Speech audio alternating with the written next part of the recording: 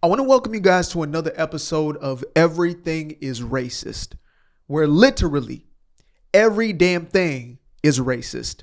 Now, today we're going to be getting a deeper understanding and education in all things racist coming from an expert in racism, i.e. a white liberal woman, because who understands racism better than a white liberal woman? So that being said, let's jump right ahead into Exhibit A, basically A through Z. So let's get into it. Origins. Although these words might seem hold up, slow your damn roll. Let's get into it. There are 6 words that you use every day that have racist origins. Okay, Although these words might seem wait. Let me get my notes. When you're being educated, you got to make sure that you're retaining the information. So I got myself a little yellow notepad. Yes, I am a lefty, so believe me when I say I'm taking notes. Okay, you might not be able to see it past this video right here. Okay. Now we're for real. Let's go. There are 6 words that you use every day that have racist origins. Okay, Although these words might seem harmless, they are rooted in a long history of oppression and racism in the U.S. Okay. Number 1, nitpicky. This refers to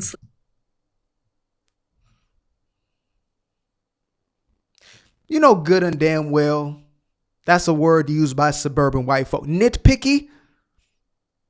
When is the last time you heard somebody say nitpicky outside of a white liberal? I'm going to write it down nevertheless because this is education and that's what we do. Nitpicky. Okay. Why is it racist? Why is nitpicky racist? I'm going to actually reintegrate that into my vocabulary. Nitpicky. enslaved people were forced to pick nits or lice out of other people's hair. It was a very dehumanizing task. Number 2, gyp. This is actually related to the word gypsy, which is... Huh? I didn't even know the word gyp existed. Is that a thing? Am I going to get...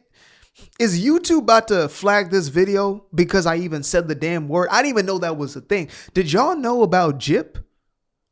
Were y'all put up to speed about gyp? Who uses gyp out there? I might need to add that one to my own personal vocabulary. What does that even mean? What is that? A slur for Romani people. Number 3, no can do. This was originally... Nah, you're not about to take no can. I'm sorry, sis. No. See, what you're not about to do is take phrases that I like to use on a now and then basis. Huh? What she got to say about this? A so can do. This was originally a sentence or term used to mock Asian Americans, primarily Chinese immigrants, to make fun of their accent. Number 3, up. No can't. Nah, bro. I'm sorry. You made that shit up. You made that up. No can do. No can do. No can do. No can do. No can do. No can't. Like, there are times when no can do. No could. No can, no can do. I mean, that sounds like a fire Cantonese restaurant. Okay. But no can do. Really? That's real nitpicky of you. That's real gyp of you. Caroline. This was a term used to describe black people who were typically Chinese immigrants to make fun of their accent. Number 3, uppity. This was a term used to describe black people who were typically seen as too confident, and it was definitely an insult. Okay, I do. Uppity nignog. Yes. There is a truth to that. But you know what? I'm okay being uppity myself. I am what you would refer to as uppity. I'd rather be uppity than ghetto. You understand me? If we're going to differentiate between the two groups, there is the ghetto and there is the uppity. I happen to be uppity. Uppity. So this gyp looking individual is being quite nitpicky, and that's a no can do for this uppity nignog. What's the final one?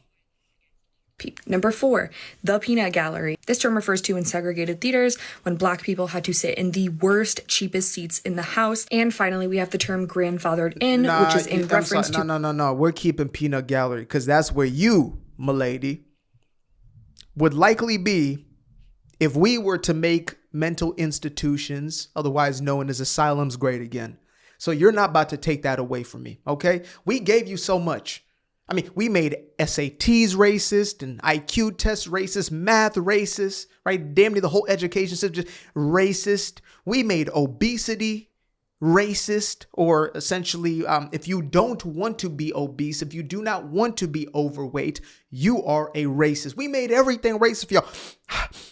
Breathing air, somewhere in there, there's some racism, right? Because air is clear. And why is it that air is dominant, and therefore we take in the clear substance and we let out purities or impurities, right? There's a purification process. So what? The clear, which is close to whiteness, is supposed to be the perfect, the purified, the perfected. And toxins may sometimes be black, tar, coal. Racism. We gave y'all everything. You're not about to take that one away from us. I'm keeping peanut gallery. Peanut gallery. This is becoming a list of words that I'm going to start using more often. That's what this is. When Black people were forced to take literacy tests in order to vote, aka a form of voters. And finally, we have the term grandfathered in, which is in reference to when Black people were forced to take literacy tests in order to vote, aka a form of voter suppression. White people who had been grandfathered in the right to vote did not have to take these tests. So if you're a white person, please stop using these. You know what word she needs to be bringing up? Yeah, we're going there today. We're going there. We're going there, Caroline. The N-word. Both forms. The N-word. The very same word that is used by Black folks, likely more than any of these other terms were used against Black folks. On a daily, minute-by-minute basis, the N-word is used. How is that not on the list? That was the actual word that was used as a derogatory term against Black folk. But that has been remixed, and that's now become a term of endearment, right? Oh man, you see, the difference is it's a term of endearment. That's what they tell us. So I use the word. I use it never sparingly. I use it as frequent and as often as I humanly can, because they told me that, well, it really doesn't have the same sort of weight to it. So if the N-word is okay, nitpicky, gyp is still a difficult one. I don't run into many gypsies, I'll be honest with you. What we got? We got not, what was that? What was that? I can't even read my own handwriting over here. Oh, there we go. We had uppity, yes. I miss, oh, there we go. No can.